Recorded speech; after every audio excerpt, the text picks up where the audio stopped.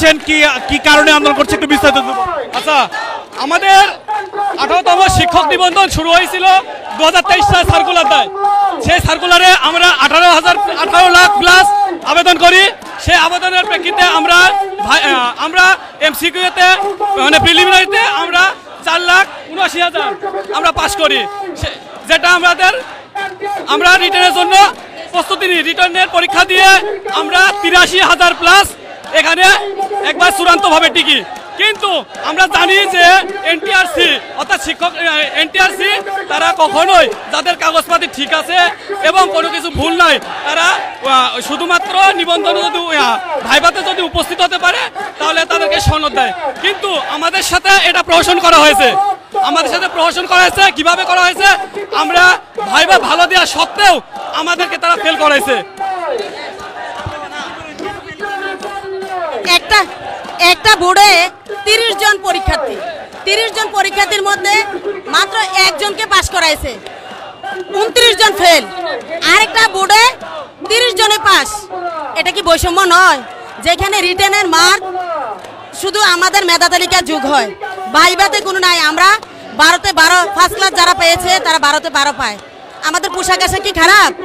কিন্তু এই এনটিআরসি কি করলো? আমাদেরকে এই ভাইভা থেকে বঞ্চিত করলো। এক্সটার্নাল হিসাব বিজ্ঞানের এক্সটার্নাল দিয়ে, জীববিজ্ঞানের এক্সটার্নাল দিয়ে পরীক্ষা নিয়েছে। কিভাবে সম্ভব? আমি যদিও ভালো বলি, আমার সঠিকটা বলি, তারা তো ভুলে বলবে।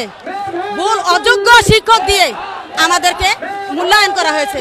এই এনটিআরসি অযোগ্য, তার কোনো ধারাবাহিকতা নাই। সে আবেদনের সুযোগ দিয়েছে, অথচ বয়সের তারতম্য দিয়ে আমাকে 9টা প্রশ্ন করে আমাকে ফেল করেছে। যখন তুমি আবেদন করছো তখন তো বয়স ছিল না, তুমি 35 প্লাস হয়ে গেছে, তোমার কালো আইনের ধারায় তো পাশ হয়েছে। আমরা এই গণবিভক্তি বন্ধ করতে চাই। আবেদনের থেকে, সার্কুলার থেকে বয়স গণনা করে আমাদের সকল 83,000 ভাই বোনদেরকে সনদ দিয়ে আবেদনের সুযোগ করে দেব। আর না হলে আমরা এই এনটিআরসির বিরুদ্ধে আরো অ্যাকশন নিবে। এই এনটিআরসি আমরা সংস্কার করব ইনশাল্লাহ। এই মুহূর্তে অবরোধ করে রেখেছেন, মানুষেরও কষ্ট হচ্ছে, আপনার সমাধান কিভাবে চাচ্ছেন? আমাদের একটাই সমাধান, আমাদের সবাইকে সনদ দিতে হবে। আমাদের যারা আমরা পরীক্ষা দিয়েছি, যারা আমরা 18তম নিবন্ধনে ভাইভা পরীক্ষা দিয়েছি, আমাদের একটাই দাবি, আমাদের সবাইকে সনদ দিতে হবে।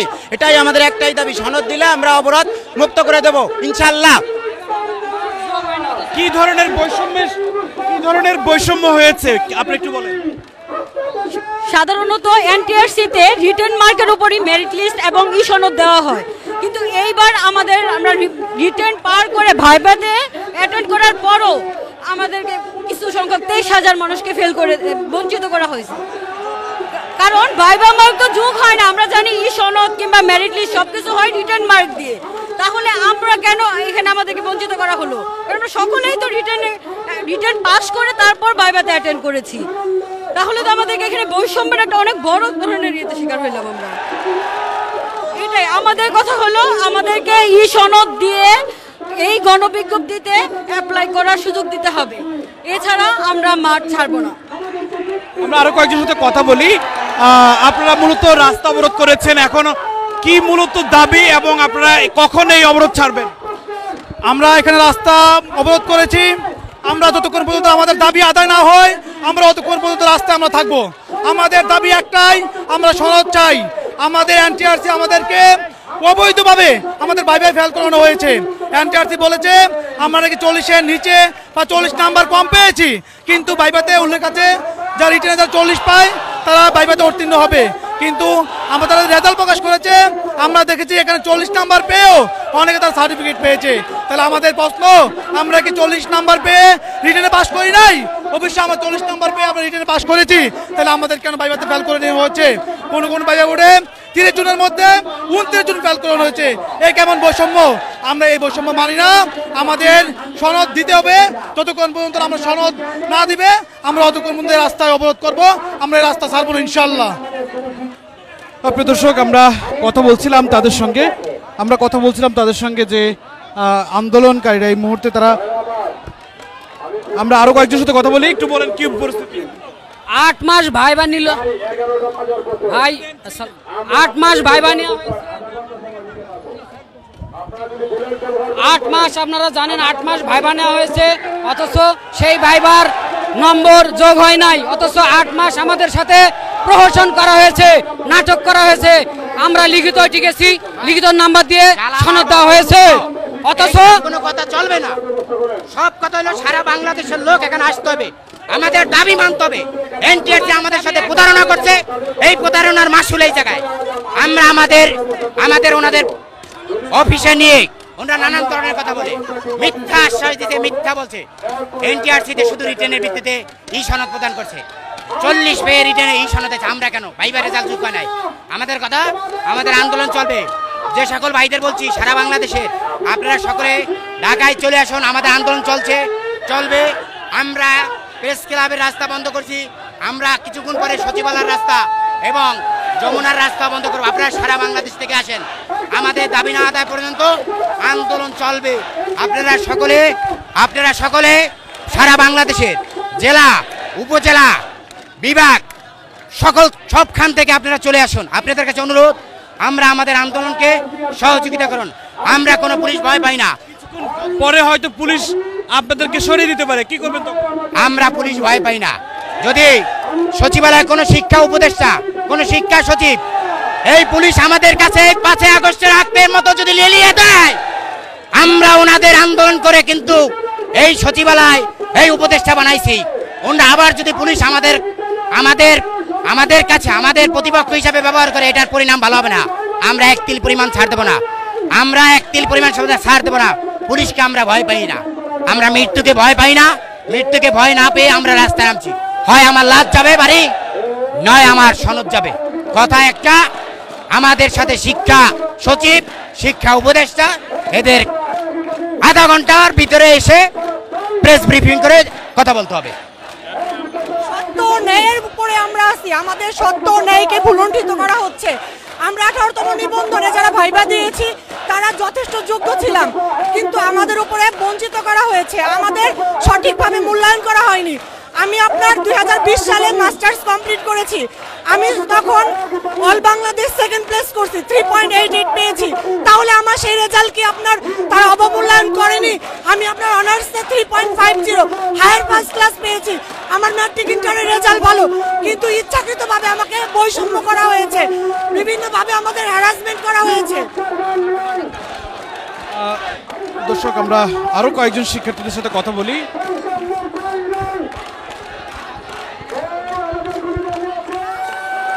ভাই, আমরা 18তম ভাইবা বৈষম্যের শিকার প্রার্থীরা আজকে শান্তিপূর্ণভাবে অবস্থান নিয়েছিলাম, কিন্তু আমাদেরকে পুলিশ প্রশাসন মিথ্যে আশ্বস্ত করে এখানে আমাদেরকে বানচাল করার চেষ্টা করছে।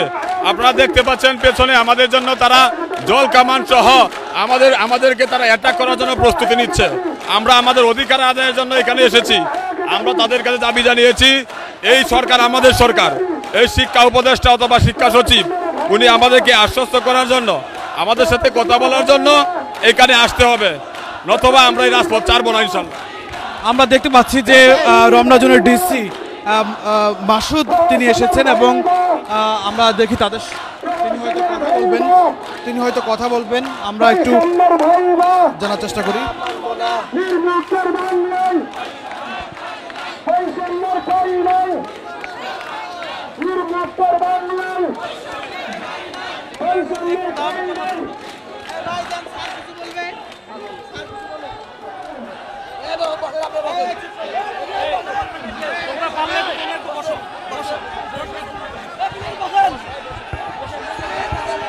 এই মুহূর্তে রমনা জোনের ডিসি মাসুদ সাহেব তিনি এসেছেন এবং তিনি যারা আন্দোলন করছে তাদের উদ্দেশ্যে কথা বলবেন, সম্ভবত কোনো মেসেজ নিয়ে তিনি এসেছেন।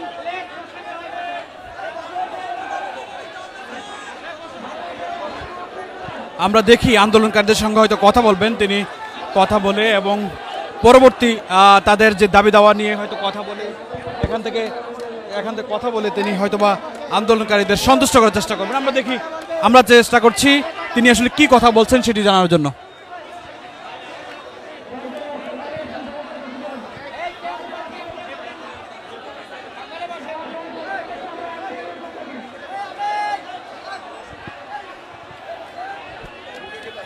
আপনারা জানেন যে 18তম শিক্ষক নিবন্ধনে যারা ফল প্রত্যাশী ছিল। তাদের অভিযোগ যে এনটিআরসি তাদের সঙ্গে অন্যায় করেছে এবং সে অন্যায়ের পর তারা বৈষম্যের শিকার। এ কারণে তারা বিভিন্ন সময় আন্দোলনে এবং মৌখিক এবং বিভিন্ন দাবি দাওয়া জানিয়ে আসছিল। এরপর মূলত আজকে তারা মূলত আনুষ্ঠানিক আন্দোলনে নেমেছে এবং এই মুহূর্তে তারা রাজধানীর প্রেস ক্লাব যে সড়কটির প্রেস ক্লাবের সামনে সড়কটি রয়েছে এই মুহূর্তে তারা সড়ক অবরোধ করে আন্দোলন করছে। এই মুহূর্তে পুলিশ এসেছে, আমরা আইন শৃঙ্খলা বাহিনীর তাদের সাথে তারা হয়তো কথা বলে।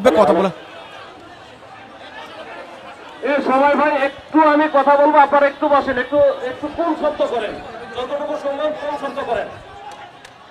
আচ্ছা, আমি ডিসি রমনা বলছিলাম, আমার নাম মাসুদ।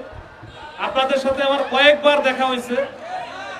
ইতিপূর্বে আপনারা যখন এনটিআরসির সামনে ছিলেন তখন কিন্তু আমি এবং আমার অফিসার যারা ছিল তারা কিন্তু আপনাদের সর্বাত্মক হেল্প করার চেষ্টা করেছে, নাকি বিভিন্ন জায়গায় পাঠাইছি। আমাদের হাতে তো এই যে আপনারা ফেল করবেন না, পাস করবেন, সনদ পাবেন কিনা পাবেন না, এই অথরিটি তো আমরা না, আমরা দিতেও পারবো না। সেটা আমরা শুধু কমিউনিকেট করে দিতে পারি, একটা আপনাদের ফ্যাসিলিটেট করতে পারি যে আপনারা যেন প্রপার জায়গায় যাইতে পারেন, সেখানে আপনাদের বিষয়গুলো দাবি দেওয়া উত্থাপন করতে পারেন।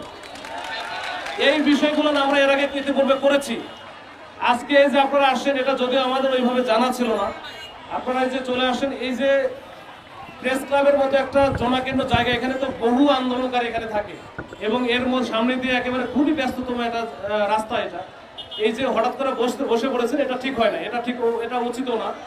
রাষ্ট্রের আমার মনে হয় আপনারা সবাই একেবারে খুবই উচ্চ শিক্ষিত।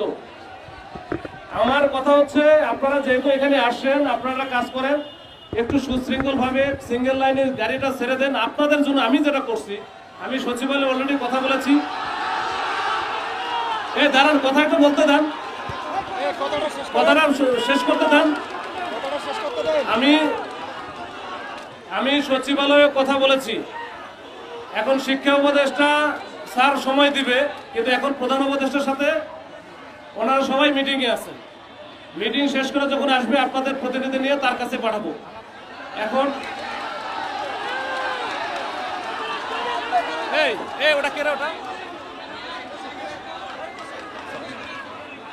আমি যেটা বলি যে এই যে আপনাদের যে প্রতিনিধি যারা যাবেন, তারা আমাদের মাননীয় শিক্ষা উপদেষ্টা যিনি আছে, উনি তো সব তোমাদের এই সব বিষয়গুলো তো দেখে।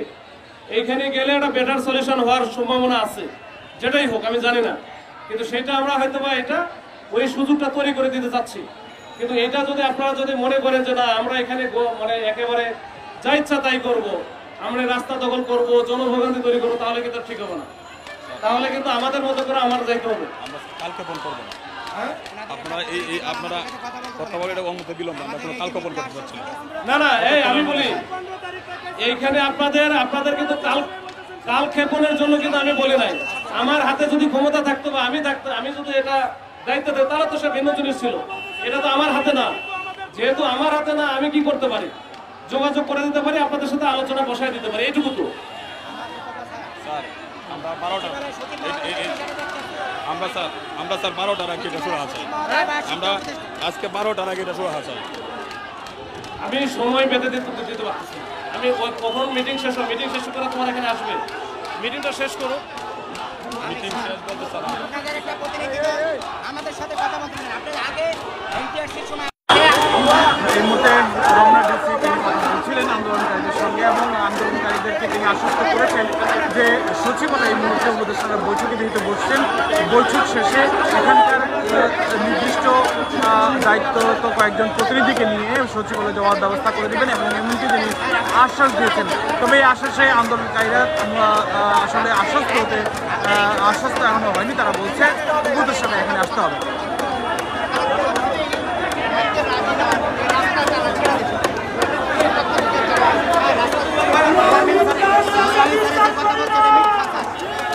মার্কে পাস করতে স্যার, 40 মার্কে রিটার্নের ভিত্তিতে তালিকা প্রকাশ করতে আমরা কেন ফেলতে স্যার? ভাইবা মার্ক করতে পারেন স্যার। আমাদের মাইরে কিন্তু আমরা কিচ্ছু করবো না। আপনাদের বিভাগে না, শুধু একটা স্যার ওদের আন্দোলনের আমরা স্বাধীন করছি। আমরা আমাদের ওনাকে একসাথে আমরা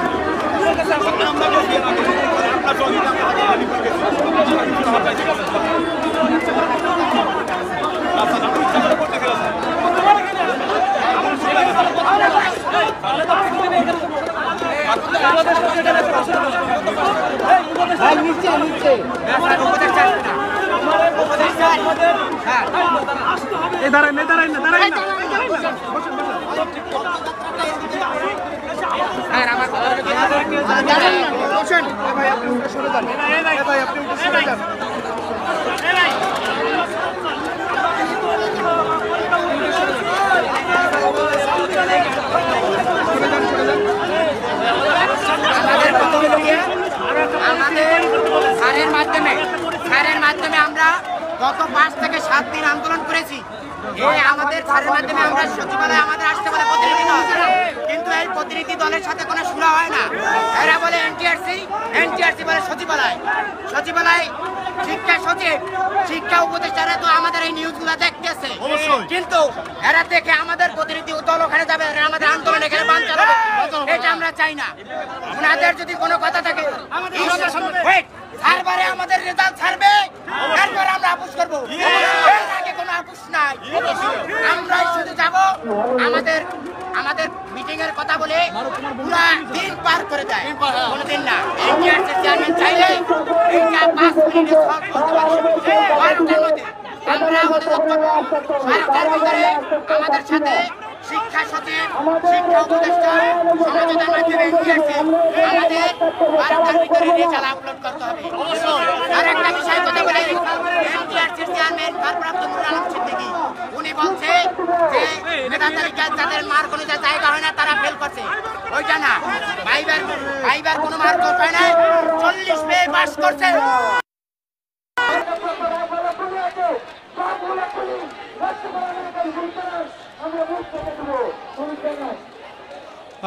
এনটিআরসির যে নিবন্ধন পরীক্ষা এবং 18তম যে নিবন্ধন পরীক্ষা, শিক্ষক নিবন্ধন পরীক্ষায় এখনও আন্দোলন করে যাচ্ছে যারা নিবন্ধনে অংশ নিয়েছিল। সেই নিবন্ধনে ভাইবার থেকে যারা ফেরত এসেছেন, ভাইবা দেওয়ার পর তাদেরকে যাদের নিবন্ধন পরীক্ষায় তারা উত্তীর্ণ হতে পারেনি, সেই উত্তীর্ণ না হওয়া ব্যক্তিরাই মূলত আন্দোলন করছে। কিছুক্ষণ আগে আইন শৃঙ্খলা রক্ষাকারী বাহিনী তাদের সঙ্গে আলোচনার জন্য এসেছিলেন, তাদেরকে প্রস্তাব দিয়েছিলেন যে সচিবালয় তাদের সঙ্গে আলোচনা করার জন্য, এবং তারা বলছে যে আসলে এর আগে তো অনেক দফা এই ধরনের বৈঠক হয়েছিল, ফলাফল শূন্য হওয়ার কারণে তারা এখন বৈষম্যের শিকার দাবি করে এই মুহূর্তে রাস্তায় অবরোধ করে রেখেছেন, এবং তারা বলছেন যে তাদের ফলাফল না আসা পর্যন্ত এই সড়কটিতে তারা অবরোধ করে রাখবেন। আইন শৃঙ্খলা রক্ষাকারী বাহিনী এখানে বোঝানোর চেষ্টা করেছে, রমনা ডিসি এখানে এসেছেন এবং সেই রমনা ডিসি তিনি আসলে এক প্রকার তাদেরকে আশ্বস্ত করতে পারেননি, তার কারণে তিনি এখান থেকে আবারও ফেরত যান। এরপর দেখা যাক আইন শৃঙ্খলা রক্ষাকারী বাহিনী তাদেরকে আসলে বল প্রয়োগ করে তাদেরকে এখান থেকে সরিয়ে দেয় কিনা। তবে এখন পর্যন্ত অনুরোধ জানানো হয়েছে আইন শৃঙ্খলা রক্ষাকারী বাহিনীর পক্ষ থেকে যে সড়কটি ছেড়ে দিয়ে তারা রাস্তার দুই পাশে আন্দোলন করার জন্য এবং সড়কটি যাতায়াত উপযোগী করার জন্য। তবে আন্দোলনকারীরা এই অনুরোধকে তারা মানতে নারাজ। তারা বলছেন যে দীর্ঘদিন ধরে তারা বৈষম্যের শিকার হচ্ছেন, বিভিন্নভাবে বিভিন্ন সময় তারা এনটিএসসির সহ অনেকজনের সঙ্গে তারা বৈঠকে বসেছেন। বৈঠকের পর তাদেরকে সব রকম আশ্বাস দেওয়া হলেও কোনো ধরনের দাবি আদায় করতে পারেননি এবং বৈষম্যের শিকার হয়েছেন এমন দাবি করে এখন পর্যন্ত তারা আন্দোলন চালিয়ে যাওয়ার হুঁশিয়ারি দিয়েছেন। চলমান অবস্থা এই মুহূর্তে চলমান অবস্থা রাজধানী প্রেস ক্লাবে 18তম শিক্ষক নিবন্ধন শিক্ষার্থীরা ফলাফল প্রত্যাশীরা এই মুহূর্তে রাস্তা অবরোধ করে আন্দোলন করছেন। আমরা সেই রাস্তা অবরোধের সবশেষ চিত্র নিয়ে হাজির হয়েছিলাম। বিদায় নিচ্ছি, আমি ফখরুল। যেখানে থাকুন যুগান্তরের সঙ্গে থাকুন। যদি আইন শৃঙ্খলা রক্ষাকারী বাহিনীর বল প্রয়োগ করে কিংবা আইন শৃঙ্খলা রক্ষাকারী বাহিনীর যদি কোনো ধরনের প্রস্তুতি থাকে সেই বিষয়ে সেইটি নিয়ে আমরা আবার হাজির হব আপনাদের সম্মুখে। আল্লাহ হাফেজ।